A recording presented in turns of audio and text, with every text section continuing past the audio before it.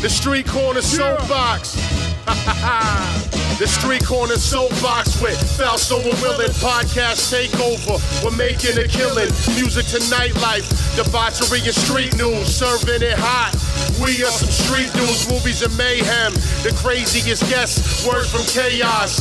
Get it off our chest. Rhode Island, worldwide, dark corners in all places. Speak how we live, radio show, smoking aces. Ladies and gents, for the people we're talking. Take the show on the road, right where you're walking. Yeah. That's right, ladies and gentlemen. Street Corner Soapbox Podcast coming to you live. That's right, boys and girls. Street Corner Soapbox. Now, we all know during this crazy time with the pandemic, businesses are struggling. So we're here to support local businesses, and we need your help to do so also. That's right. So subscribe to our Patreon, become a member to help support the show, and receive exclusive episodes and bonus content, as well as discounts on merch. That's patreon.com/streetcorner_soapbox2020. Follow us on our website, streetcornersoapbox.com. That's right, boys and girls. We're back. Here's live Street Corner Soapbox. I'm with my brother, Lord Willin. Hola. What up? What up? How you doing? How you doing? Hey, how you doing? Hey, how are you? What do you hear? What do you say? What do you hear? What do you say? Good guest today. Yeah, my man, Ace Da Grappla. Brazilian Jiu Jitsu extraordinaire, grappling extraordinaire. How you doing, bro? What up? What up? Good. How's things going? Doing great. Hell yeah. Thank you for coming down. Merry Christmas. We also have our legendary Dirty. the legend himself, Dirty Randy, sitting in. He might interject every now and then. AKA Dirty. I have his. I'm gonna shut his mic off. I gotta. Oh, you didn't put his mic on? They gotta put his mic on. yo. Randy, how you Oh, doing? there we go. There I am. Oh, Randy was our very first guest. So if you haven't heard episode number 1 with Dirty Randy, go listen to it right now. Dirty, AKA Dirty Pennies. Dirty Pennies. He's just dirty. Man of many names. So Ace, what's going on, bro? How's things? Things are going great. I'm kind of just it's the week before a competition. I have my first submission-only tournament. Nice. I've had submission-only grappling matches, but this is my first submission-only tournament, so I'm pretty excited. It's very intense. It's a different type of style of grappling that I'm used to. Mm-hmm. It's, pretty much just go for the finish. That's pretty much it. I didn't even know they were doing tournaments. I have seen that they have been doing. They started doing them.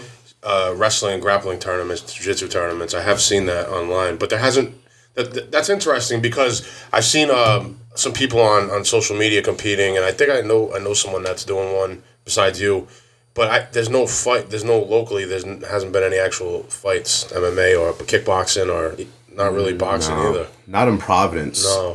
Or even Mass. No, Mass. Really? Yeah, I did one in Massachusetts for Tap Cancer Out. It's a really big organization. Yeah. I did that. But I mean, So they're doing the grappling tournaments, but they're not doing like MMA fights locally, is what I'm saying.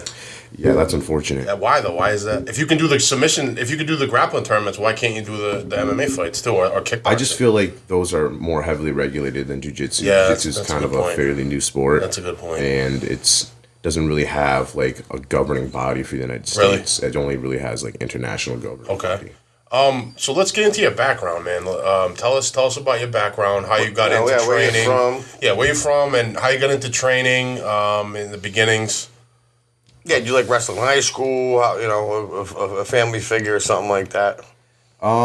So I had two brothers growing up, and then we had a lot of neighbors. We kind of grew up in public housing, so we kind of just were always rough housing around. Yeah.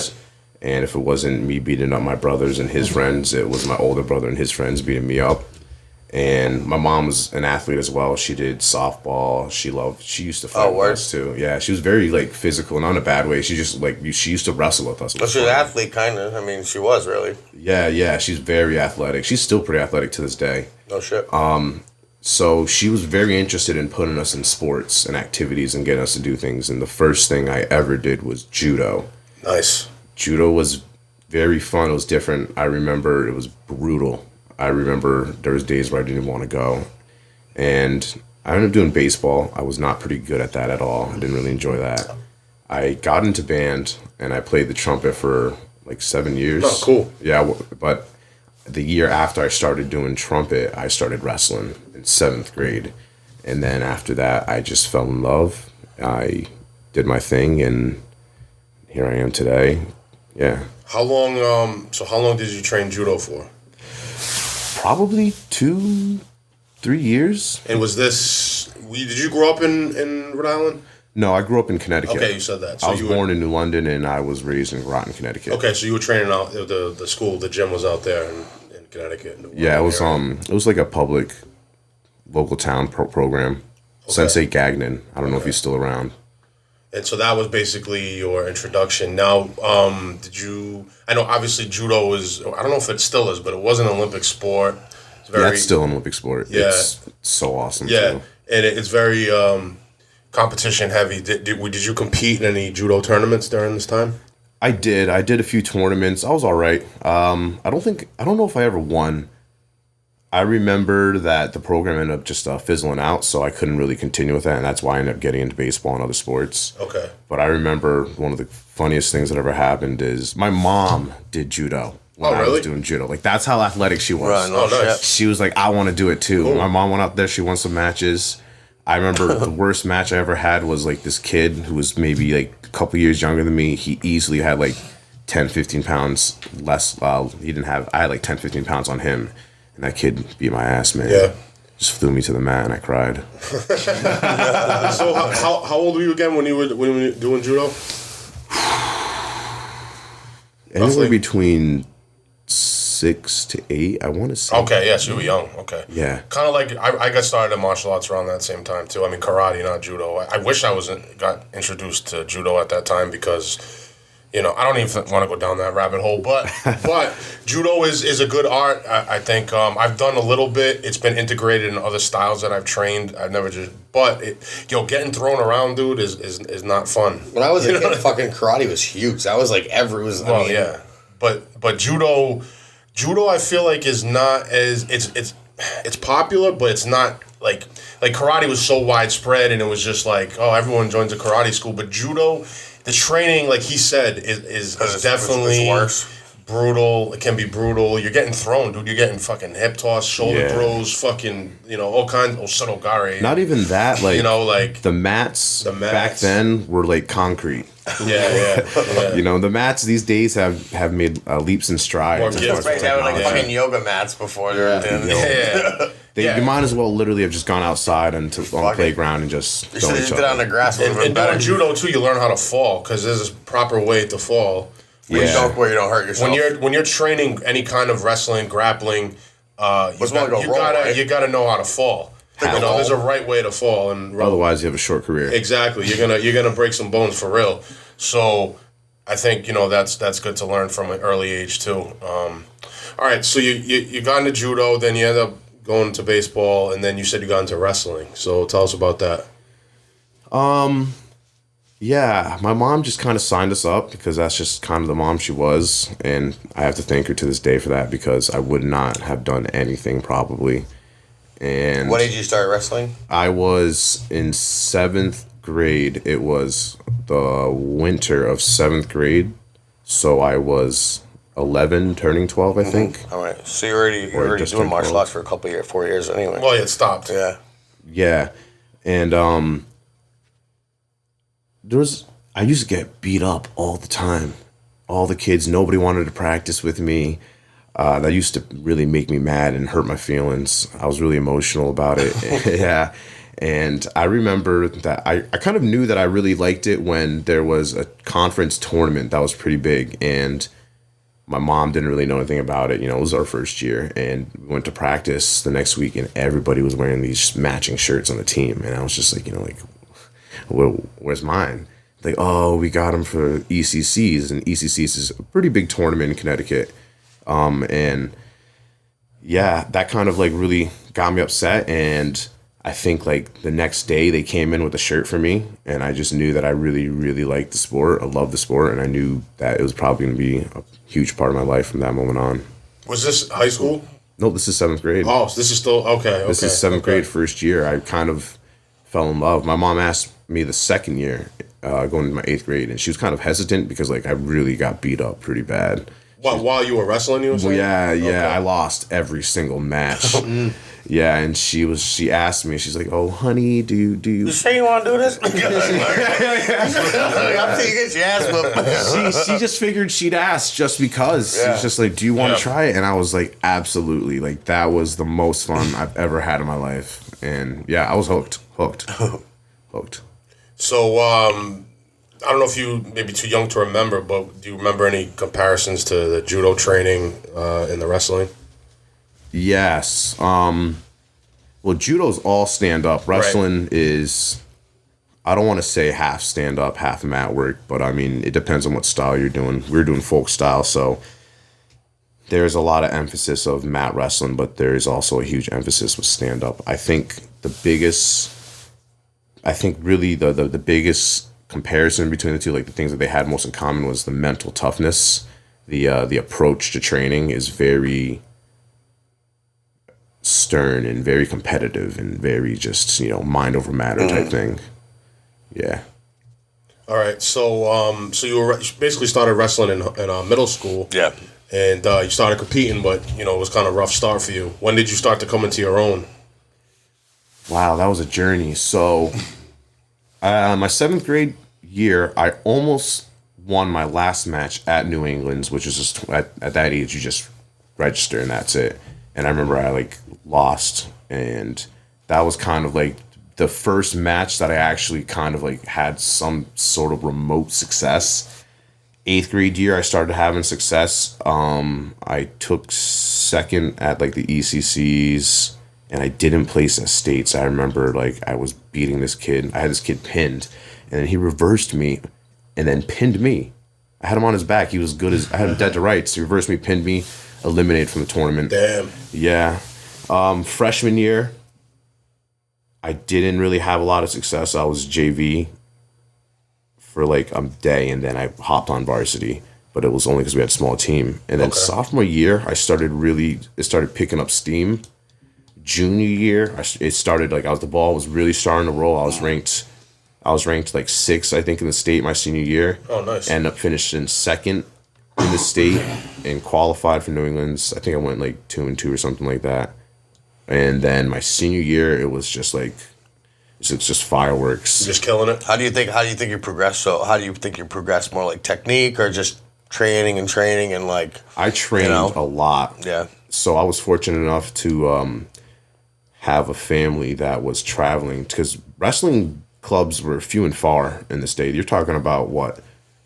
This is 2002 to 2007. We're talking about, wrestling was big, but you had to really travel. So I lived about 45 minutes to an hour away to the closest elite wrestling club. Oh, really? So this wasn't based out of your school?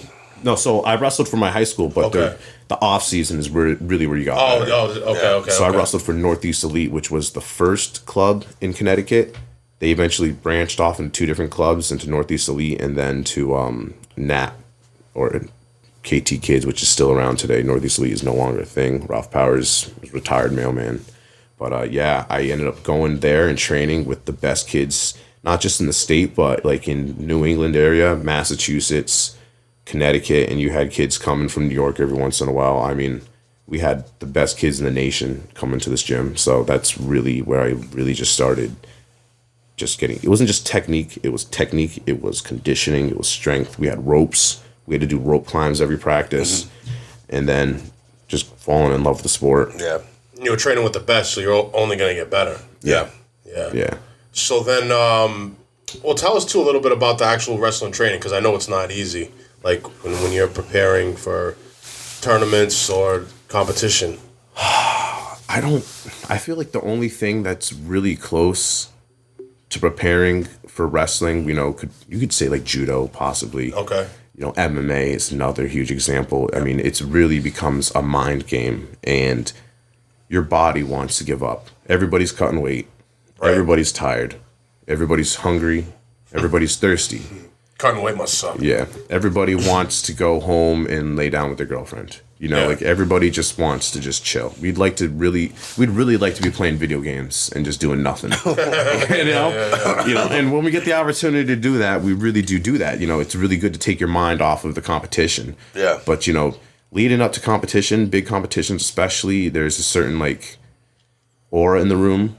where everyone starts to get like tunnel vision, focus. Yeah. You know, there's not as much, I don't know if this is the right word to use, tomfoolery. Yes. You know, Yep. it's, everyone's demeanor just changes. Everyone realizes that, you know, we've got something really big going on. You know, I was very fortunate to be part of a very successful collegiate wrestling team, Johnson & Wales, Right. Division III. Jay Wu. Yeah, we placed third in the nation, fourth in the nation. I forgot. That was a couple of years ago. Yeah, we had a 2-time national champ on our team. We had multiple All-Americans, multiple 2-time All-Americans.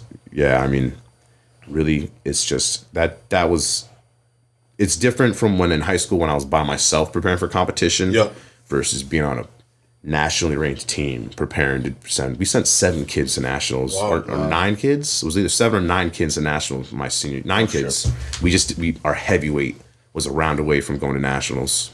Yeah. Now, did you get a wrestling scholarship to Johnson & Wales, or you just walked on, or how'd that go? So that's kind of a rabbit hole. Oh, go ahead. We like rabbit holes. Okay, so I graduated high school in 2007. I wrestled at Fitch High School, and I got a college scholarship to a Division II at American International College in Springfield, Mass. Okay. Springfield. Whoa. Yeah. I'm a huge fan of Springfield. He runs a strip club out there when they were open. I was in Springfield this morning. Springfield's awesome. Well, the gym that I was at was in Enfield, Connecticut. Yep. I know Northeast- Enfield. Northeast I was Elite. also in Enfield this morning. Yeah, that's so funny. So Northeast Small Elite was world. in Enfield, so it was a huge part of my decision to go to AIC. Mm-hmm. And I really just lost focus when I got out there. It was my first time being away from home. I didn't have my mother around to really just kind of like keep me under control, and I just kind of went crazy. Like I didn't do schoolwork, I didn't do anything. I was smoking, partying, and I ended up dropping out. Sounds like my fucking high school experience. Well, he graduated high school. Yeah, different, I guess. I was fortunate enough to graduate high school, but I dropped out. Well, I didn't really drop out. I just didn't have grades to go back the next year with the same scholarship. And so my mother arranged for me to go to Colby Community College in Colby, Kansas. Wow. Yeah. How did that? Colby, Kansas. Colby, Kansas. So Colby Community College. Give us a listen in Kansas. How did you get? Yeah. No, my brother went to fucking Kansas. Well, I mean, I know it's just kind of like he's in Connecticut, in Springfield, and then goes to community college in Kansas. Yeah. Tell us about that, because that was wild. And if you thought I was going to be more behaved, my mother was absolutely wrong. I got into some serious stuff, some stuff I'm definitely not going to talk about. Yeah, that's fine. But the reason why I went out there is because Colby Community College has a really good wrestling program. Oh. Daniel Cormier wrestled at Colby Community College. He was an All-American out there. It's a junior college, so it's a community college, but they wrestle at the junior college level. So there is also this kid Bekzad Abdurrahmanov, who is third place. I want to say third place world silver medalist. World silver, that doesn't make any sense. A third place bronze medalist. I don't know if you know anything about wrestling, but Jordan Burroughs is like the biggest name in wrestling right now. Sounds familiar, yeah. Yeah, and Jordan Burroughs won the Olympics, and then the next time he went out, which is, was it 2012? He won the Olympics in 2008. In 2012, he went out and lost to my old former teammate, Bekzad Abdurrahmanov. Bekzad is from Uzbekistan.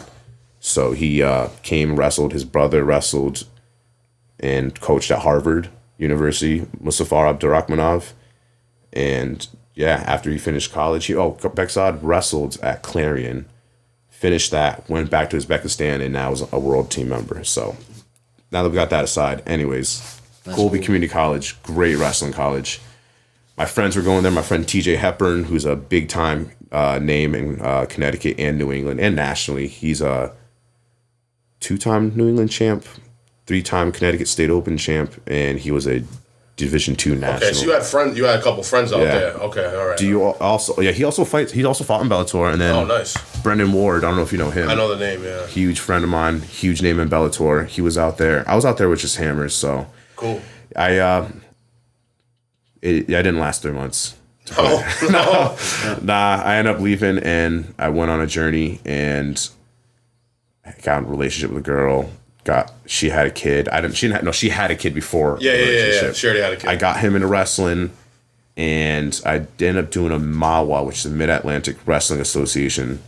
And the Johnson & Wales wrestling coach just was like, he saw me and just casually asked if I was interested in wrestling, and I was just like, yeah. And so then in 2016? Yeah, 2016, I went back to Johnson & Wales, and I wrestled for 2016, 2017, and 2018. Yeah. And then I graduated without doing wrestling in 2019. That's a long story. Sorry, guys. No. Interesting. Yeah. You went from Connecticut to Kansas and then came to Rhode Island, to Johnson & Wales. Yeah. So how was the experience wrestling? Well, you kind of already got into it, but you obviously competed at a pretty high level in Johnson & Wales.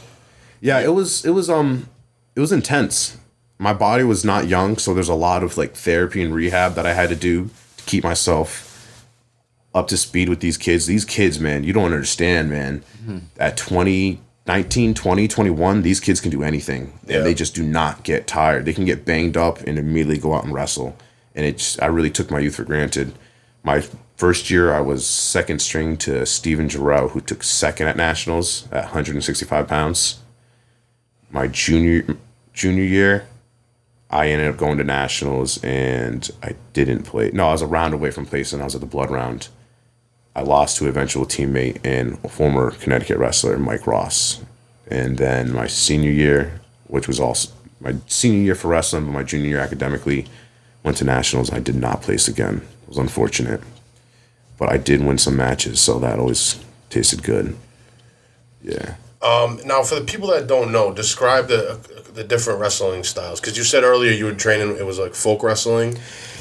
So the original style is freestyle wrestling, or I think it's actually Greco-Roman. Yep. So that's like was started by the ancient Greeks and Romans. Kind of the pioneers, right? Yeah, wrestling is the oldest sport on the planet Earth. Yep. Basically any and all sports kind of eventually stemmed in one way or another from that. As crazy as it sounds. Yeah. Yep. Greco-Roman is upper body. It basically you can't attack anything below the waist with your hands or your feet. You can't sweep, you can't trip. If you step on someone's foot accidentally and you take them down, it doesn't count. It's more like boxing.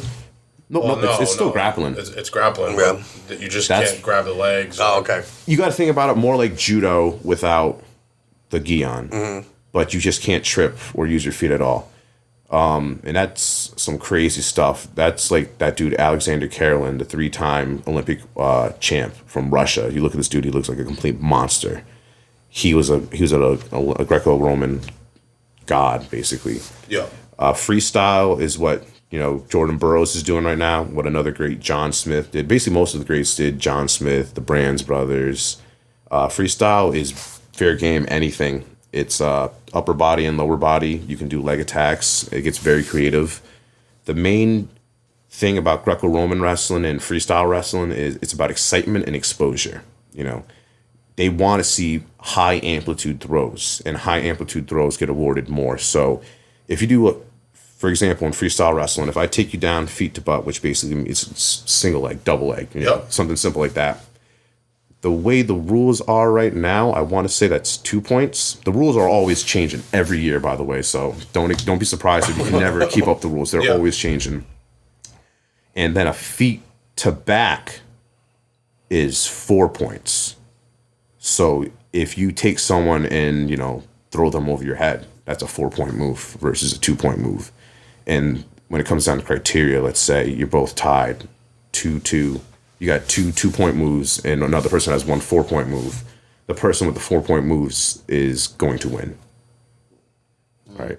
He had the one big move. High risk, high reward. Yeah, What do they change the rules around so much for being the oldest sport? I don't really get it. They're just trying to constantly keep it competitive, refine it, I guess. And sometimes the rules work in favor of Americans, which is the people that I'm always rooting for, and sometimes it works, against us. So right now the rules work in favor of Americans. I got you. So before I lose track, is the other style, is folk style. And that's what you see the Americans doing.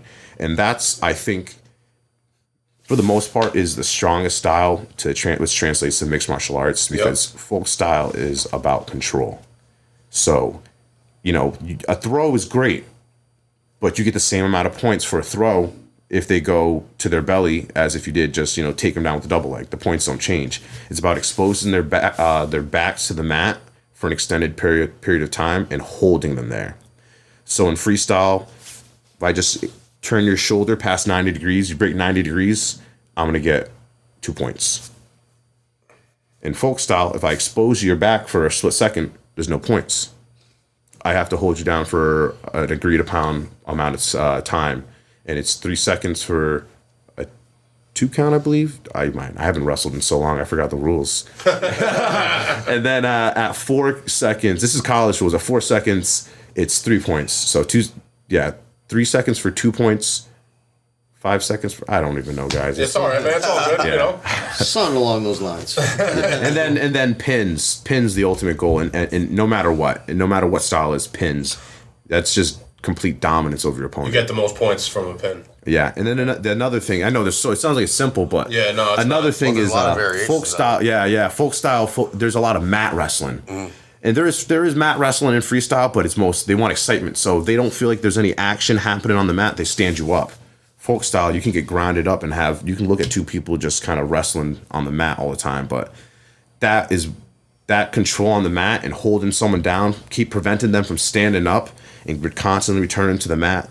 That's where you see that transition into MMA, where it just thrives, constantly. Person stands up, boop, mat return. They stand up, mat return. And in MMA, you take them down and you punch them in the face. So is high school and collegiate wrestling, would you describe that as folk or freestyle? That's folk style. Okay. For the United States. So the primary style that you see in schools is freestyle.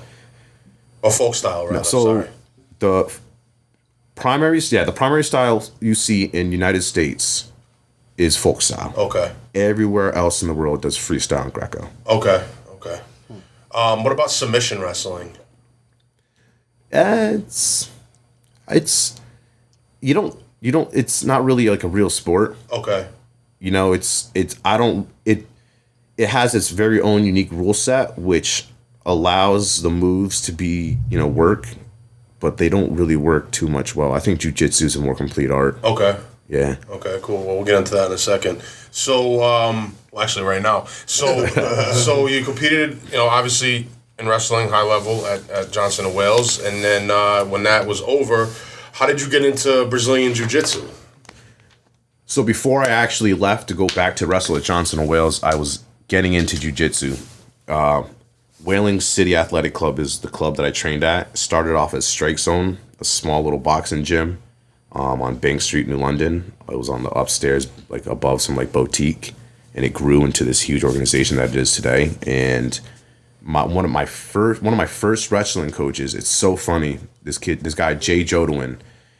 When I first started wrestling, his son wrestled. I wrestled with his son and his nephews, and he was there. And I remember he just left one day, and he's just like, "All right, guys, like I'm leaving. See you around." And I never saw him. I never knew why he left, but he left to go start training jiu-jitsu and MMA. And it's funny how things happen. Everything just came full circle, and he ended up being my first jiu-jitsu coach. So, no shit. Cool. Yeah, he's a big influence in both my wrestling and my jiu-jitsu. Yeah, so I started doing jiu-jitsu at Whaling City, went and wrestled, and I knew that when I was wrestling, that it wasn't necessarily about, winning a national title or anything like that. It was about going out there, doing my best, closing that chapter, and using those skills for my jiu-jitsu, which is where I'm at now. Cool. Nice. So talk about getting into jiu-jitsu when you're in Rhode Island.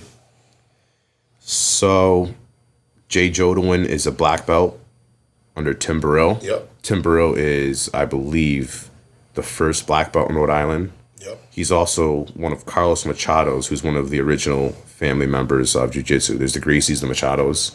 He's one of Carlos Machado's first four American black belts. Very high level. Very high level. Yeah. Yeah. And his credentials are through the roof, you know. He's trained a lot. I've heard of Machado before. I don't know if Well, Machado's the fam, like you just said. There's two in Brazilian Jiu Jitsu. You have the Gracies and the Machados. They're cousins. Yeah. Yeah.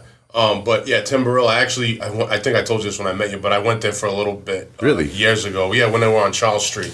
Yeah. I never went to that location. Just briefly, I didn't know exactly what I wanted to train, and I think I went there and I was like, I want to do more stand up though, so I ended up going somewhere else. But Tim Burrill is definitely the man when it comes to Brazilian Jiu Jitsu, and you know he's trained a lot of he's trained some UFC guys and high level, very high level. Yeah, he like lives in the Matrix. Anytime I ask him a question about Jiu Jitsu, he's like, "Well, it's quite simple, really." I'm like, to you, obviously it was that simple. I wouldn't be asking you, man. But yeah, the apple doesn't fall far from the tree. Jay trained under Tim. I wanted to train under someplace that I knew that would make me feel comfortable. And Tim Burrill has a very wrestling-based style. Okay. You know, as you were saying earlier, Lord, the Gracies and the Machados. The Gracies kind of came up with the jiu-jitsu, the whole guard playing jiu-jitsu from their back. The Machados kind of had to come up from an answer. That's what I've been told. Don't quote me on this. This is what I've been told. I've heard that too. Yeah, but the Machados came up with the answer. So Tim has a lot of wrestling-based jiu-jitsu. And it just works perfectly into my game. Don't the Machados, aren't they known for like the leg submissions and stuff like that too? Whereas Gracies don't do that as much. I've heard that. I don't believe that either the Gracies or the Machados are particularly fond of leg locks. Okay. Yeah, I think the leg lock game started with I think it started with this guy Imanari, some Japanese guy, and then the Henzo Gracie guys in New York, man, they just revolutionized the leg lock game. You have John Danaher, who's just instrumental in jiu-jitsu today. If you see a lot of leg locks, it's probably Danaher. There's a new system that's kind of come out recently, and that's by this Australian, Lachlan Giles, and he's nasty. He's nasty. Yeah. So, how long have you been training under Tim Burrill now?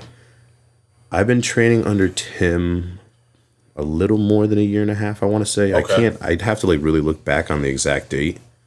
But I was a white belt under him up until recently. I just got promoted December 5th. Got your blue belt? During the Corona. All right. Well, congrats. Corona Roshi. And for those that don't know, and you can talk about this now, you know, people that might be somewhat familiar with martial arts, you know, karate or this, that, and the third, and people seem to get belts, you know, quickly, like when I took karate. But in jiu-jitsu, you actually have to learn and earn your belt. You know what I mean? So you see guys, he's a blue belt? Yeah, but listen, there's guys that have probably been training 5, 6, 7 plus 8 years that maybe have a blue belt or a purple belt. You know what I mean? The belts. Why does it take so longer? Because they make you fucking earn it, dude. Like in karate, there's white belts that are really fucking good. Yeah. You know, I've trained with them. Like I've done jiu-jitsu on and off. Shout out to my boy George Tebow from Team Santos. I trained with him for a while. Yeah. Santos is Tim Burrill black belt. Right, exactly. Shout out to Matt Santos as well. Yep. Another top-notch gym in Rhode Island. Yep. But yeah, man, you gotta fucking earn it, dude. There's like, I mean, a brown belt is like fucking, like really, really fucking good, dude. Like, yeah, they're pretty serious. You know what I mean? Like, and you can elaborate on what I'm saying. Yeah, the belt system's pretty crazy. So, like, you know, obviously you guys know about my credentials in wrestling. I came from a pretty successful background, and even, you know, at an old age, 28, 29 years old, I still qualified for nationals twice, which my knees had no business doing. But, I mean, they didn't care about any of that. I pulled up to Tim's, and, you know, he knew who I was. He's like, cool, yeah, put on a white belt. Simple as that. And the question always came down to is like, yeah, you know wrestling, but what do you know about jiu-jitsu? Yeah. And I mean, I've been pretty successful in my roles and in my career thus far. And, you know, it's just didn't really matter. It doesn't matter. Because you can just adapt to it. Well, it doesn't matter about how good you are, as crazy as that sounds, because everybody's at their own level. It comes down to is how much have you grown and learned? How have you grown? Are you taking yourself and putting yourself in uncomfortable positions? Are you taking yourself out of your comfort zone? You know, for me, I'm a wrestler. I naturally like to be on top, just smashing people. for me, I felt like for me to get my promotion, I had to really start learning how to utilize my guard. Okay. And start doing that. And I like to say I've developed some pretty good, useful tools. For those that don't know, explain some of the differences between wrestling and jiu-jitsu. Your average person. Back exposure is probably the biggest thing. Wrestling, you don't want to expose your back at all. In jiu-jitsu, it just does not even matter at all. Right. And back exposure, I should say, back exposure to the surface beneath you. You know, most of the time it's a mat. In the streets, it's the street. Yeah. Back exposure in both sports to your opponent is bad. Back exposure in wrestling is a little more. It's a little more. I won't say it's more relaxed. You don't have to worry about the threat of submission, like a rear naked choke. Yeah. But I mean, a dude's still gonna hold on to you, and he's gonna try to lift you up and slam you down on the mat. And if it's freestyle Greco, if you expose your back in freestyle Greco, you're going for a ride. Someone's gonna throw you right over their heads, just right over them. And in jiu-jitsu, you're getting choked out. The back is essentially, for anyone who's curious to know, it's one of the safest places to be in jiu-jitsu in a fight anytime, preferably with their belly down on a mat or the floor. That'd be the best. But yeah, that's I think most of it. And then the submissions. Yeah, submissions. Just chokes. Being able to manipulate, not just chokes. Arm bars. Joint manipulation. You'll see wrestlers will utilize joint manipulation. Referees, depending on the referee, they'll let it go, and there are some submissions. But really? Like, you can't. Yeah, but you can't. Like, there's the moves. You can't kimura in a wrestling match. Yeah. You can't key lock. Yeah. I can't heel hook you to pin you. Stuff like that. But like I can use some of the back control that I've learned in jiu-jitsu in my wrestling match, and vice versa. So you can do like subtle manipulations and certain things you can get away with. If you watch wrestling now, especially like if you just go on like Instagram, TikTok, all these high school kids are doing crazy stuff now, and a lot of it I think is due to the blending of jiu-jitsu and wrestling. Yeah. These kids are doing great. I saw a kid do an Imanari roll into a single leg. All right, so an Imanari roll, Google it, guys. It's basically where you're standing up and you roll on your shoulders and you try to attack somebody's legs, but your head is like next to their foot, and your heels are around their waist. But instead of doing that, the kid turned it into a single leg, and then he got the takedown. It was absolutely incredible. It's mind blowing to see where wrestling's going. So yeah, there's definitely obviously. I mean, if you look at MMA fighters, a lot of them train both. They'll train wrestling and jiu-jitsu because jiu-jitsu too, right? Obviously, you guys, when you're doing jiu-jitsu, you can fight off your back. In wrestling, you don't really do that, like as you said. Yeah, you're pinned. Yeah, you're pinned, right? It's over. Finito. But in jiu-jitsu, you have the whole world of different things you can do. It's literally just getting started. Yeah. When a person goes on their back, that's usually their game, and that they've got a lot of very dangerous weapons from that position. Yeah. So you've been competing in tournaments now since you've been in training the jiu-jitsu under Tim Burrill. How many have you done roughly? So I have done maybe 2 tournaments. Okay. 2 tournaments, but I've had some submission only matches since I've been in Providence. Before I left to Providence, I told you I did jiu-jitsu before. Yep. And I did a Naga, and I ended up taking second. I went. Your boy, Slippery Pete. Yeah, that's my dude. I went against him. He was a purple belt at the time. Yeah. I ended up beating him in that match. We had a little bit of a beef because I was like, he was head posting, I was head posting, but we ended up like squashing it afterwards. Yeah. Good dude. And then I got outpointed by Lucas Cruz. I don't know if you know who he is. I don't. He fought in CES. He's a black belt now. Okay. But he's a pretty big name in the area. And, boom, JW Wrestling, blah, blah, blah, right here. I ended up doing a tournament in the gi. Was it gi? The gi. I did a tournament in the gi, and I remember this was recently. This is like recently. I got so frustrated with the way they run the jiu-jitsu tournaments. Man, they take forever, just literally forever. Especially coming from the organized wrestling. Wrestling's so much more organized. Yeah. Parents at wrestling complain when the tournament's running 45 minutes late. And jiu-jitsu, man, it's hours. Really? Hours. So I just got so mad. I looked at them. I said, yo, I'm going to do every match back to back to back. I don't want any break. I want to go. I beat like my first 3 opponents, and then I got triangled by some kid. My 4th match. I ended up taking 2nd. And that was in the gi. As far as no gi's gone, I've done 4 submission-only super fights, and I'm undefeated. Nice. Yeah. I got a Kimura my first match against some kid from Ascension Athletics. Shout out to Jeff Haddad and Matt Bissett. That's their gym. My second match I won on points to, he's now my future training. This kid, Chris is Solis. He fights out of Regiment Training Center. He's an MMA guy. My third match, I feel like I should know that. Oh, my third match was for Tap Cancer Out.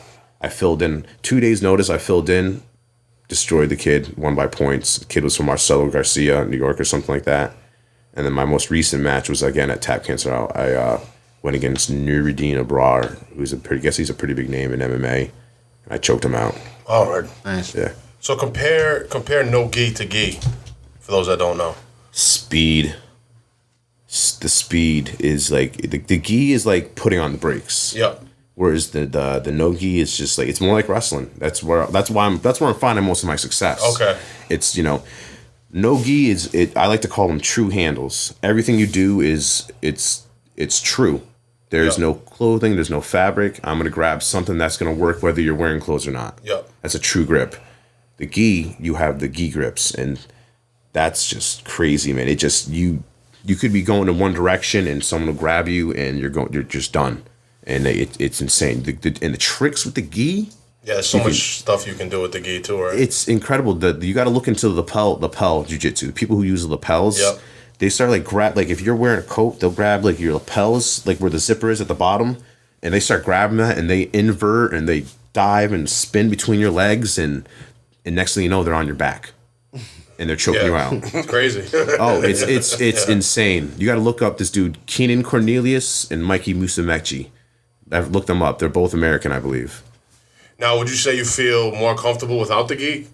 Absolutely. Yeah. But I can say that I've grown into the gi. Yeah. It's like I said, it's when you put the gi on, it's like entering the Matrix, man. It's just like there's so many options. No gi's limited. No gi has limitations. Yeah. As far as like submissions, when you put the gi on, oh my God, man, I can do anything. It's insane, man. I just can't even explain it. Well, I know there's some people that prefer, obviously, no gi, and I think some that even only train no gi, but from like jiu-jitsu purists that I've talked to, they're like, yo, you have to train with the gi, if you really want to master the style. Yeah, I mean, that's mostly true, but again, you have the Renzo Gracie New York guys who only train no gi. Oh, really? Gordon Ryan is a black belt in jiu-jitsu in the no gi, and there's no one in the world that can beat him. Really? There's no one. There's just no one. But he puts a gi on, and all of a sudden, he starts taking he doesn't compete professionally in the gi. Yeah. But when he goes in the room, there's footage of it, and the number one he says, it's different. And he's the number one pound for pound no gi grappler in the world right now. Really? It's just different. It's just, you move different. You have to think different. The difference I would say too is I don't with the planning, the thought process, the planning. People are setting moves up 7 steps in advance in a gi, Right. without you even notice. Something subtle, little flare of your collar, setting you up for the back take, setting you up for the arm bar, the triangle, little subtle nuances. So like, what I've learned with like high level belt guys in the gi, nothing they do is by mistake. Nothing is, let me just try it. No, everything they do is with intent. Just not checkers. Yeah. Oh, it's definitely chess. Jiu-jitsu is chess. Well, I mean, any style of fighting is chess, but jiu-jitsu is certainly chess. That would be the perfect analogy between the gi and the no gi. Yeah. Chess versus checkers. Oh, yeah. You both, you want to capture the king or the queen no matter what, but Yeah. it's just different. Now, how do you? All right, so there's been controversy over the years. You know, I'm into martial arts pretty heavy, and there's been controversy about the effectiveness of Brazilian Jiu Jitsu in the street. How do you feel about that? What's your opinion on that? Some people claim that, listen, Jiu Jitsu really doesn't work. And I've even seen Brazilian Jiu Jitsu guys, I've read articles, Brazilian Jiu Jitsu guys saying, yeah, it's probably not the best thing to do in a street fight. You know, go on the ground, be on your back, etc., etc. Now, I've also heard stories of people using it in the street, and I've even seen it. So, what's your opinion on this?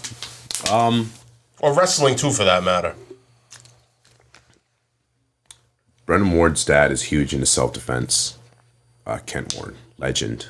And his thing that he always would tell us is the number one thing you want to do is keep distance between you and your attacker. Yep. So ideally, no. I mean, in that type of situation, you'd prefer to have a gun.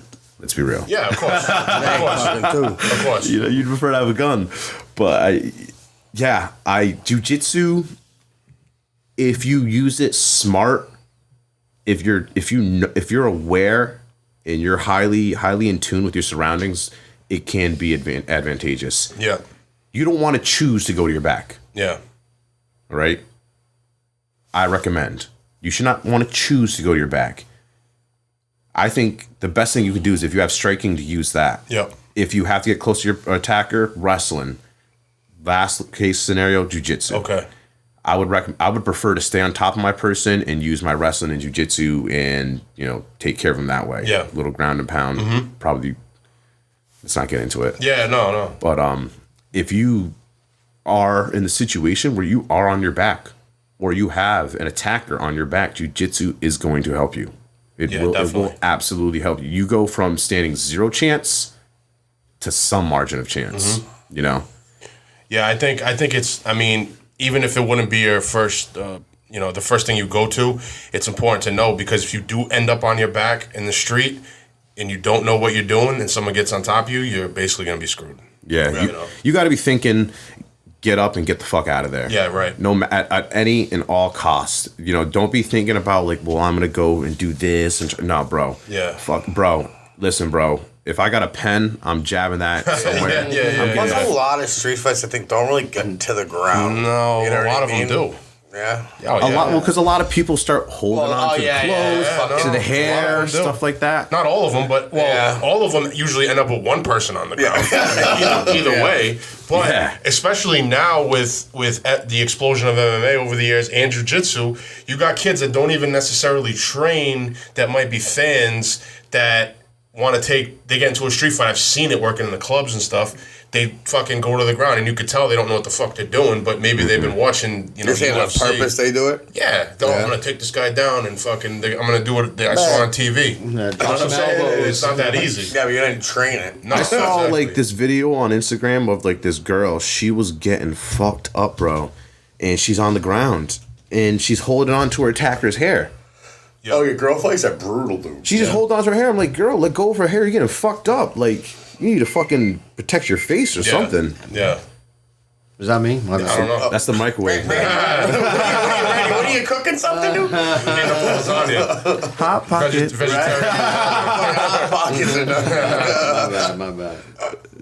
Power up. Yeah, and the other thing too is people have made the argument about why jiu-jitsu is not effective for the street is in the case of multiple attackers, where if there's 2, 3, 4 guys and you're in that situation, you definitely don't want to be on the ground, because while you're dealing with one person, you're outnumbered. Yeah. Well, you're going to be outnumbered no matter what. But you're on the ground, and then you're trying to deal with one guy, and then his buddy comes over and starts kicking you, stomping you, and I've seen that too. Well, in that case, if you see 3 people, that's where the track and field comes into play. You better get the fuck out of there. Yeah, bro, you better run that fucking 800 meter, bro. Get the fuck out of there. Yeah. I mean, what do you do at that point when you have 3 people attacking you? Right. What do you do? I don't know. That's a good question. The people are saying jiu-jitsu doesn't work, bro. You name me one thing that doesn't work besides a gun. Right. No, that's a great point. Absolutely. Yeah. No, you know what you do? You end up having to take it. Well, who knows what's going to happen? I mean, there's no. you should ask me. You're gonna get stopped. I don't think there's any one right or wrong answer, really. But I'm just, kind of playing devil's advocate because I've heard different arguments about different things. You know what I'm saying? So if you could use, if you have, like I said, jiu-jitsu isn't always about going out and submitting a person. It's defense too. Yeah. Sometimes it's defense with an offense. Yep. If I've got 3 attackers and I have a chance, I'm in the middle of the attack, I have a chance to snag an arm and snap it instantly, I'm probably going to do that. Yeah, sure. But at the same time, I've got to realize that his friends are going to come at me really hard. So it's got to be a quick thing. More often than not, what I'm probably going to do is, the term is frame, and that's build a frame between me and my attacker. Do that Muay Thai too. Yeah, between my attacker's body, and I'm probably going to try to corner them, turn them around, and that's where wrestling comes into play. Usually, like being able to wrestle in bounds when the person's stalking you towards the out of bound line, the circle. You know what I'm saying? Yep. And I'll put them against the wall, bro. Do whatever I can to disconnect and run. Have you been training stand up and striking too at all? Nah, I did a little bit of boxing when I was younger. My hands aren't like the best, I'm not gonna lie. Yep. I did a little bit of MMA. To me, it just wasn't something I was super, super interested in. Yep. I liked the idea of wrestling. I grew up watching WWF. No doubt. Yeah, my dad was We a didn't even huge get into fan. I saw Owen Hart die live, bro. I remember when it happened. I don't think I was watching that pay-per-view, but I do remember. My dad had all the pay-per-views, bro. I saw Mike Tyson bite off what's his name, Holyfield's. Yeah. I was playing with like toys me on the too. living room floor, and my dad just stands up. He goes, "Oh shit! Oh shit! No, he didn't. No, he just bit his ear off." Well, WWF was fucking huge. So you're a quote unquote professional wrestling fan too.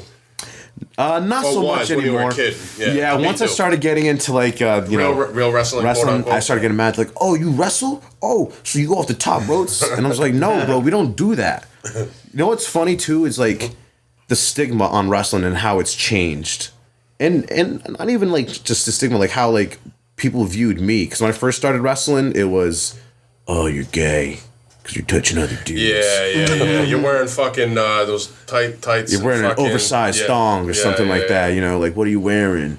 Blah, blah, blah. You're all sweating. You got that dude, he's grabbing your nuts. And then, it was the same thing, same story, same song, 9th grade. And then it was just like, kind of like, 9th grade, people made fun of me. 10th grade, less people made fun of me. Junior year, less people made fun of me. Senior year, nobody was making fun of me. Because I was the baddest motherfucker in that school. Yeah. Dude, I was on a 54-match win streak up into the New England Finals. No shit. I lost in the finals by takedown to 2-time New England champ and ended up taking second at senior nationals and ended up winning Division III nationals. Vincent Renault from Plymouth, South Maine. Yeah, man, I was up there with some hitters, man. I just put my head so far up my ass, man, I fell off, and wrestling was not it anymore. Yeah, well, at that time too, people talking shit. As soon as you put them in a fucking submission or you throw them over your fucking head, they're not going to be talking much longer. Exactly. Once they realize I could do that, they all stop talking. Yeah, of course. That's usually how it goes. They put my highlights on the morning announcements of me just picking people up and bodying them. They're just like, I don't want that. Nah. I know you said you really haven't trained a lot of striking and stand up, but any aspirations to maybe compete in MMA or anything like that? Because there are a lot of obviously wrestlers and grapplers and jiu-jitsu guys that make the transition. There was definitely a time where I was very interested in MMA, and that's kind of why I got into jiu-jitsu. And even like I did have a moment. Even today, I still have like moments where I think about it, Yep. but I just don't think it's a viable lane for me to get into MMA. I think I'm going to have more success with the jiu-jitsu and the coaching and training MMA guys. Like, I go and train MMA fighters all the time. They call me in for camps. Yeah, you're a specialist. Yeah. The local guys. Good to know. Yeah. And if you know anyone who needs wrestling, Hell yeah. put them on to me. You already know. Yeah. Yeah, man, good stuff. And jiu-jitsu eventually. Yeah, you're still, you're... Well, I'm a blue belt now, so... Yeah. Like I know, apparently I know some things. Yeah, no, well, like I said earlier, some people might not understand, but having a blue belt is that you're putting some work. Yeah, they say that the blue belt is going to be the best years of my jiu-jitsu journey. Really? They say everyone says blue belt is just when you're in just a crazy self-discovery mode where you really start to find your game. And they say purple belt is when you really start to just fill into it. And then brown belt is when you start, I don't know, just entering the matrix, I guess. You're getting close. You're getting close to the matrix when you got your brown belt. Yeah, when you get the black belt, you're just fully submerged. Have you seen? There's a dude. I don't remember his name right now, but he's a jiu-jitsu guy, but he does knife stuff. He does basically knife and jiu-jitsu at the same time. It's pretty fucking cool, man. I've seen some videos. If I find them, I'll send them to you. But definitely. I don't know if I know who you're talking about, but I've seen people like using jiu-jitsu self-defense from. I wonder if it's like the same guy who does the BJJ Fanatics. I think he might be called like the fucking bladed grappler or something like that, man. You know? There's more self-defense or... Yeah, well, I mean, he obviously the guy, I think he's like a black belt or whatever, and he comes from a jiu-jitsu background. But back to what we were talking about earlier in self-defense in the street, you know, people might say, well, you know, you can't, how you gonna, you know, you're not gonna take someone down and wrestle someone that has a knife. But this guy's, I guess, developed his own system or whatever, where it focuses on knife attacks and using jiu-jitsu to kind of dispel the myths of, you know, that it doesn't work. Mm-hmm. You know what I mean? You know, so I mean, think that system, again, is last resort. Yeah. I think anyone who willingly steps into a knife fight, whether they have a knife or not, is kind of stupid. I agree. I mean, I agree. And I've trained in the Filipino arts, which has a heavy focus on knives and weapons. Oh, Filipino. Yeah. And even having some experience with that, my thing was if someone pulled a knife on me, I would look for the biggest fucking object that was nearby. Like if I was in a bar, I get a fucking bar stool. And I fucking smash them with it. Or you could create distance too. Well, if you want to get out of there, get the higher ground, man. Yeah. Don't let me hop on that bar table, that bar top. Exactly. I'm not going for the knife fucking the fancy fucking knife disarm because that's probably going to get you killed or severely hurt. You know what I'm saying? Oh yeah. Bro. Blade slices quick enough. But I think it's interesting that someone is working on developing grappling that would deal with potential knife attack. If you were in that situation, because it could happen. Definitely a good thing. It could happen. You never know. I mean, you might be wrestling around with someone, they pull a fucking knife out, and then that has happened. You know, I appreciate it. Yeah, no, me too. Hopefully, they can come up with something badass that I can learn, and hopefully, they never have to use it. But if someone ever does, I could do some cool movie Keanu Reeves shit. Hell yeah, man! Fuck. Hell yeah. So you have a sponsor too. I know we were talking about that before, the CBD thing. Yes. You want to talk about that? Yes. Ultimate Potential CBD. It's based out of Fall River, Massachusetts. Cool. Shout out to Fall River. Yep. My friend, he's a self-made entrepreneur, and he actually he is a blue belt. He trains at a regiment. He's a blue belt under Tommy Texera, who is a black belt under Tim Burrill. And it's kind of just, I don't even know how he got started, but I just started training with him, and at first, I was just buying it because I was just training with him. I was like, like, I need something, and like, I don't have a problem with THC, No doubt. Yeah. You're an advocate? Nah, yeah, I'm an advocate. I'm definitely with it. Yeah, and I think we were just kind of chilling, talking about THC and CBD, and then I started, we just kind of brought the idea of like, sponsoring, because like I went to school for marketing. So like, me, I'm always talking about that stuff. And he just thought about it. And the next thing you know, he's just, coronavirus kind of gave him time to really just like think of different avenues to get his product out there. And his son is huge into tech. His son does all his designs for all his labels, all his shirts. They're sick. Yeah, his son's really good with it. He does a lot of what does he do? He does a lot of Thanos stuff. It's so funny. Mm-hmm. It's so sick.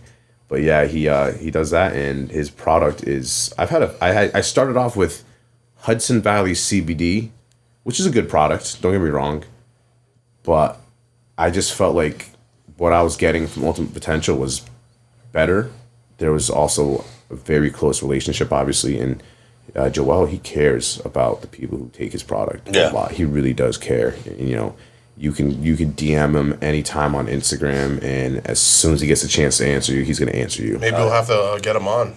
I'll talk about Yeah. it. Talk about his product. Oh man, he's crazy. You're not ready for that. Yo, you might have to link us. You might have to link us, bro. Yo, yeah. We're always looking for new guests. So You know what, man? Honestly, you would want me there for that yeah, one. yeah, sure. Yeah, let's do it. He's just like, oh, dime loco, hey, check this out. But yo, he loves to talk, so you definitely have fun. Yeah, we'll have to make that happen, man. He's a funny dude. But yeah, so he does the tinctures, which I love. Drop that right underneath the tongue. He's got a 1,200 milligram tincture, which is like insane. Yeah.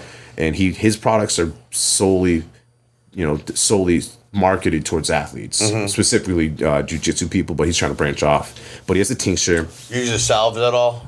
Yep, he has a salve. Those work good, dude. I'm actually supposed to go pick up a 1,200 milligram salve, which he just released, because I think the strongest he had before was 1,000. Yeah, that's strong as shit. 1,200. Yo, it's insane. I don't know what he's doing, man. My man's in the Doubling kitchen. doses. My man's in the kitchen cooking. He's got bath bombs. Oh, for real? Sometimes he'll do I think he's working on chocolate bars and stuff. Like, dude, he does everything. He's got lotions. You can even do the fucking pet lines. Yeah, man. I used to give the fucking ferret CBDs. Yo, Yeah, you were telling me that. Chill 'em his bath bombs are fire, bro, and they smell like they've got they're like a normal bath bomb, just with all essential oils CBD. and fucking CBD. Yeah. Yo, bro, you gotta clean your tub afterwards. That's how good it is. Yo, he's the real deal, man. He's the real deal, man. So I'm really excited to be working with him. I'm really excited. He's just a great guy, and he, like I said, he really cares about the people who take his products. So. Hell yeah, man. Follow them. Check. What was that? Plug that again. It's Ultimate Potential CBD. He's got an Instagram and he's got a website, ultimatepotentialcbd.com. I have a code. Hold up. My code is actually on my Instagram. Cool. Well, so if you go to my Instagram at Ace Da Grappla, ACEDAGRAPPLA, there's a code. There's a link in my bio. You can save 15% on his products. Bart, you guys got make that? sure if you're into the CBD and everything, you go and do that. Follow Ace. Everybody should take CBDs, really. Yeah, I've done it a couple of times. I should get more into it. It's just good for overall health. You gotta do it. You gotta do it regularly. It works better when you do it regularly. Yeah. Well, I mean, that's kind of like everything for the most part.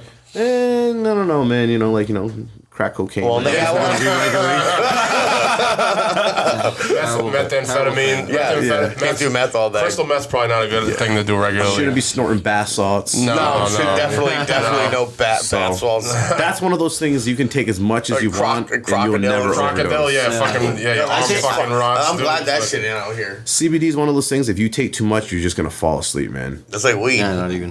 I mean, I've been taking it every day for a while. Yeah. Yeah. How's it working for you? I take it because I'm like sore my hands from working every day. Oh yeah. And it just definitely. Yeah, man. Look at these hands. Yeah. They're fucked up, dude. Years of grappling. That's bro. what happens, right? Your hands get all from years of grappling. That's probably where most of my pain comes from when I'm like training hard a lot and competing. It's my fingers. It's like an arthritis type kind of thing. Oh yeah, bro, dude. I'm gonna. Have or you like ever copper seen? Have you seen Have you ever seen like an old wrestler? yeah. Their hands They are had all the fucked hunchback. up. Yeah. Dan Hodge, may he rest in peace. He just passed away. Old man walked around like that, man. But even at like 80 years old, bro, he was crushing it. He was notorious for crushing an apple with his bare hands, man. Oh yeah. I can't do that. No, I can't even crush it with two hands. I'll tell you what I can do. I can eat it and I can put it in pie. Hell yeah. Well, those are the two best things to do with it, Yeah, man. Especially the fucking pie, dude. Who doesn't like apple pie? Oh, you don't like apple pie, right? I like apple crisp. You fucking weirdo, Well, dude. apple crisp is delicious. Well, it is, but how do you not like apple pie too? I don't get You know, it. because he probably be having them like the McDonald's apple pie. I don't know, dude. I don't know. what you think. Those are good. Maybe at like 3 a.m., 2 a.m., you know? Anything's good at that point. Yeah. You know what I want to ask you too? For a jiu-jitsu tournament, do you have to cut weight like you did with wrestling? Absolutely not. Yeah, that's what I thought. That's what I thought, but I wasn't People 100%. don't understand. I will never really cut weight if I have to. For this tournament, I'm like borderline 175. Because that's the weight class. Yep. I did eat a lot for Christmas, but like it wasn't like cookies and stuff like that. Yeah. I did have a lot of dark chocolate though. Dark chocolate's bad good for for you. you, actually. And My heart's feeling real healthy right now. But it was a lot of like rice and beans and Hell turkey yeah. and stuff like. I'm Puerto Rican. So Hell yeah, man. Love rice and beans, man. Hell fucking yeah, bro. Great fucking food, man. But because of the angles and the freedom to kind of really just be in any position you want. You don't have to use as much strength as you do in a wrestling match. Like, dude, those 5-10 pounds make a huge difference in a wrestling match. Yeah. Because you've got a limited field, like a limited playground. Your playground's very limited. You know, it stops at a certain angle, a certain perspective, a certain point. Whereas jiu-jitsu, it's just like, it's like in the water. Yeah. You know, it's crazy. You can just do anything. You're swimming with the sharks when you do it.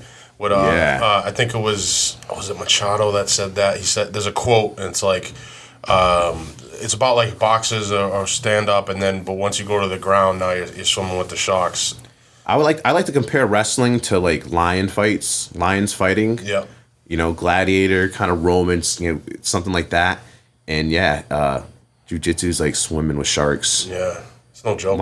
I wouldn't even say sharks, man. I would say more like snakes, serpents. Okay. Just fucking coiling up, wrapping you up, and fucking choking the life out of you. Yeah, dude. Very, very precise.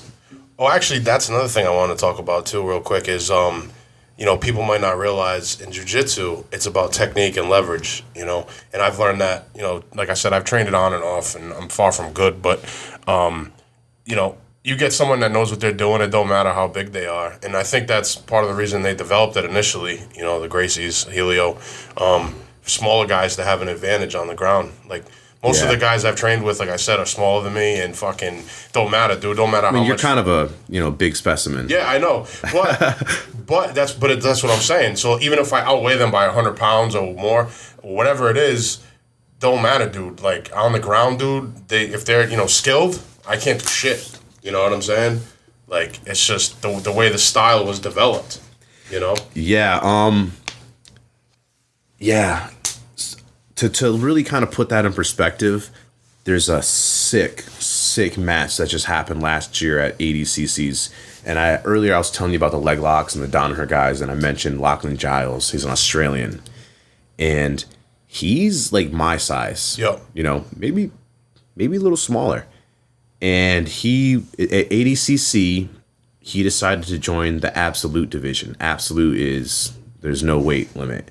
If the guy's 300 pounds, the guy's 300 pounds. If he's 400, he's 400.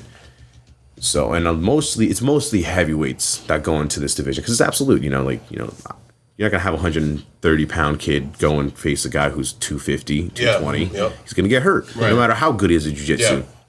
Lachlan Giles has a very interesting leg lock system that he was developing, and he went out and faced Muhammad Ali. Now, not Muhammad Ali that you know. This one's spelled different. It's like Mahamad,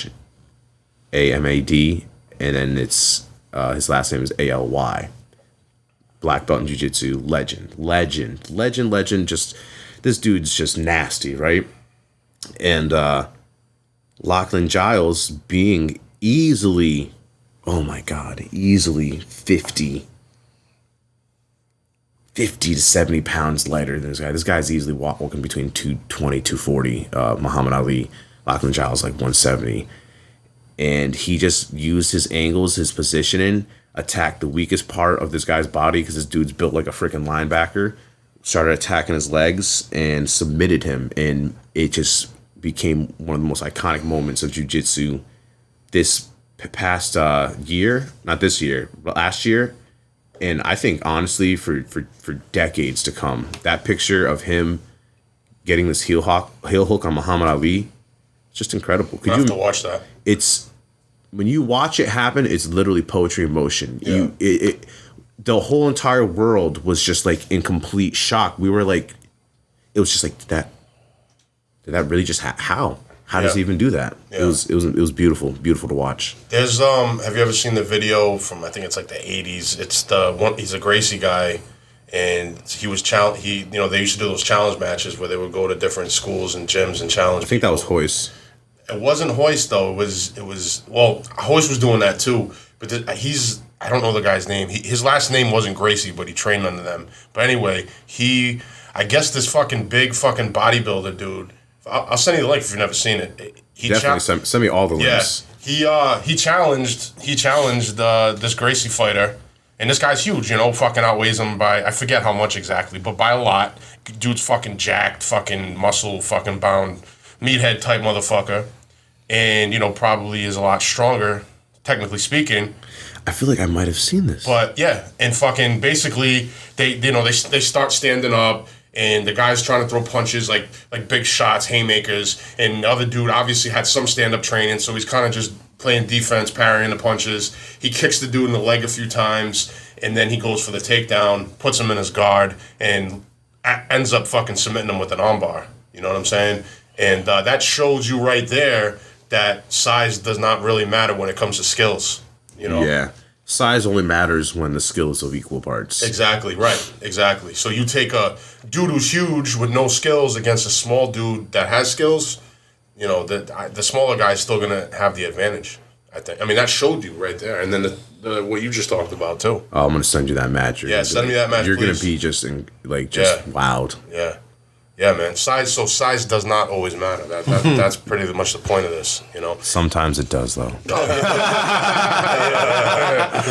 No, but you know what it is, man? Like, people might think, well, you know, if I work out and fucking, you know, I train and in the gym lifting weights and everything, which is great to do, you know. Plus speed great. probably comes into play, Well, yeah, too. of course, but which is great to do, but that's not the end-all and be-all of being a good fighter or a tough motherfucker or being skilled.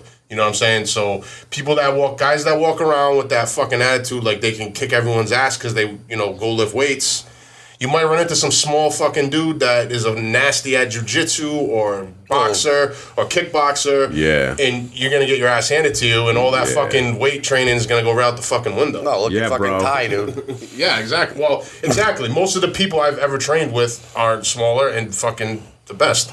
You know what I'm saying? So I can attest to it personally, but for those that don't know, that's often how it goes. It's like, yeah, like, oh, you lift, bro? I hope you lift that neck, bro.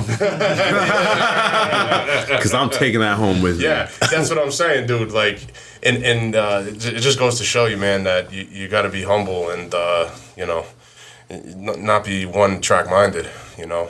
Doing those bicep curls ain't going to save you when you're going up against someone like Ace over here. You know what I'm saying? Nah, man, not unless you Not because really there's know no some skill in jujitsu. it.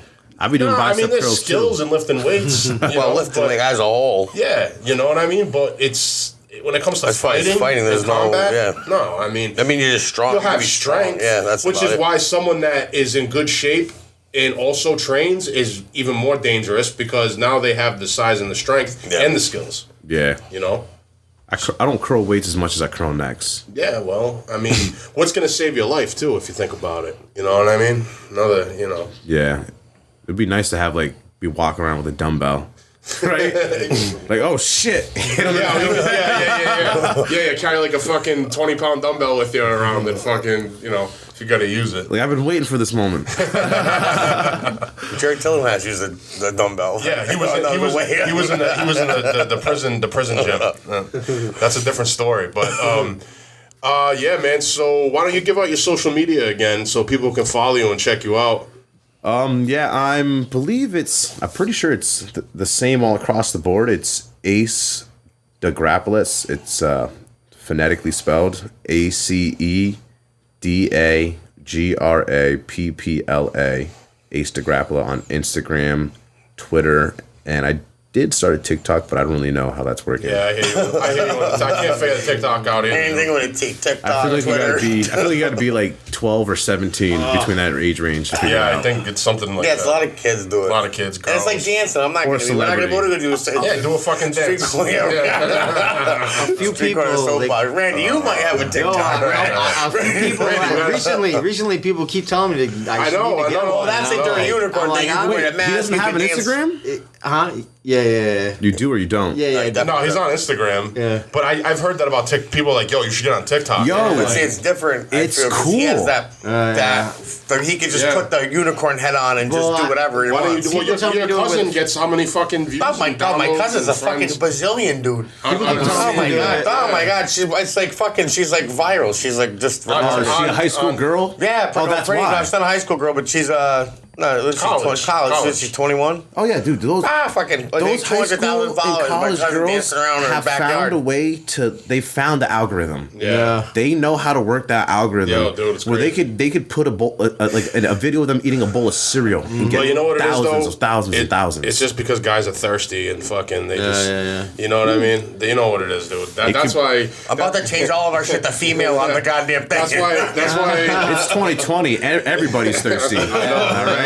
But that's why girls are insta famous, you know what I mean? Because it's just dudes, you know, they're Dude, I fucking know hoes, so many man. girls, they got fucking, I mean, a lot. Dude. 20, 30, 40, 50, 100,000 followers, and they don't even do anything. No, they You know what I'm saying? Like, Take nice pictures of their ass. yeah, once in a while, they'll throw up an ass picture, some cleavage, a fucking selfie, and they get 500, 600, 700 likes. And that's fucking crazy. I try not to follow that on Instagram. I try to follow just the I do. I ain't gonna lie. I try to stay away For real, from that. because it's just like...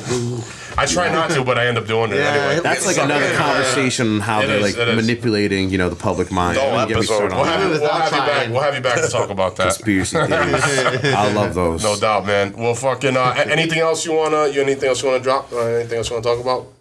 Thank you very much for having me, guys. Great, bro. Thank you, Come man. back. I think I already said shout out to Ultimate Potential CBD. No doubt. Tim Burrill Brazilian Jiu Jitsu is where I train. I also want to shout out Real BTT Boston, Real Brazilian Jiu Jitsu Boston. It's where I train a lot of no-gi. Cool. So, not Boston. Wow. I can't believe why I said that. That's all right.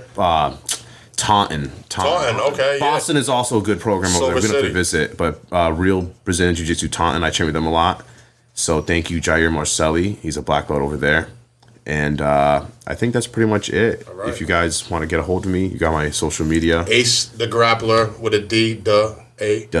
Real Rhode Island. The Grappla. It sounds just like how we talk. Ace Da Grappla. And it's not spelled it's Ace, and then is it Grappla or ER? Yeah. All Ace. All right, so Ace Da Grappla. Ace Da Grappla. Follow him on IG, all social media platforms. You got a tournament coming up, right? You said in a couple weeks. Yep. It's going to be actually for a new organization, Enigma Jiu Jitsu. They're also a new school that just opened in Londonderry, New Hampshire. So if you're in the New Hampshire area, definitely go check them out. Chris Papadelos is one of the founders there.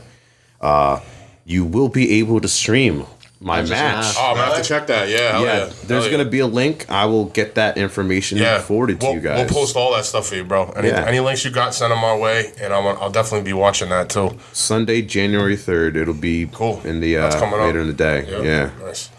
Cool, man. Well, thank you for coming on, bro. That was really good. You gave a good insight into the world of wrestling and jiu-jitsu and grappling for those that don't know. It was a pleasure. And I definitely learned some stuff. For sure, me too. That was good. Randy, you learn anything today? Yep. Randy just woke up when he was talking about CBD. He did fall asleep for like 14 For everyone minutes. who wants to know, I learned Ace kick some ass. that was the guy who was messing with the microwave earlier.